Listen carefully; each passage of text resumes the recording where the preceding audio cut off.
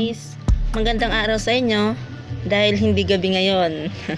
Okay, ako pala si Roxanne. Okay, bago tayo magsimula, paki-click muna ang notification bell para updated kayo sa mga vlog na i-upload ko, and then paki-click na rin yung subscribe at pakitapos na rin po ito yung video ko na to dahil meron kayong mapupulot na kaalaman na kahit saan ay madadala talaga ninyo at magagamit talaga ninyo. And then paki-like ng aking video and then pakitapos na rin. Okay, so ang i-share ko sa inyo, dahil dito ang natatrabaho sa hardware, ang i-share ko sa inyo ay mga fittings, mga pantubig. So doon ko muna siya sisimulan, mga basic muna, wag muna hard. Okay, now may sisimula na ako. Okay, makinig na mabuti. Meron akong fittings na hawak.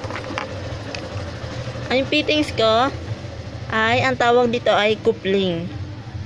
May tatlong uri ng coupling. Una-una, ito muna, male coupling. Pag sinabing male, ibig sabihin nasa labas ang thread. Kung tawagin ay deroscas. Kaya ang sukat na ito ay 1/2 or media. Para malaman mong ito ay 1/2, titingnan mo lamang sa number. Pag ang nakasulat ay number 20 or 20 mm, ibig sabihin ito ay 1/2. Kaya ang tawag dito ay male coupling.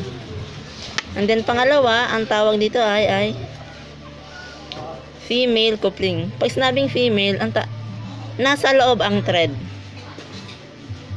Yan, pandugtong rin ito. Yan, female coupling, nasa loob ang thread. Okay, pangatlo, ito ay plain. Pag sinabing plain, wala siyang deroscas kabilaan. Yan, so ang size na ito ay 1/2. Okay, mga pandugtong. Okay, next. Okay, papakita ko sa inyo ay ito. T. Ang tawag dito ay T. As in T. Tigilan mo na siya dahil hindi kanya mahal. Okay? 1/2 naman to. Okay? Ang pinagkaiba nitong dalawang to ay yung isa may thread sa loob. Okay? Yung isa naman ay plain. Ayan. Ang thread po niya ay nasa gitna. Yan po ang pinagkaiba nila. Okay? Yan. T. Okay, ang next naman ay elbow. Yan. Parang yung ngayong pasukan na, kailangan mo ng elbowin ng kaklase mo dahil alam kong mangungopya ka, chokes. Okay? Ang pinagkaiba naman nila ay may thread sa loob yung isa naman ay plain. Okay? So, yun lang. Sana ay may natutunan kayo. Bye-bye. Thank you.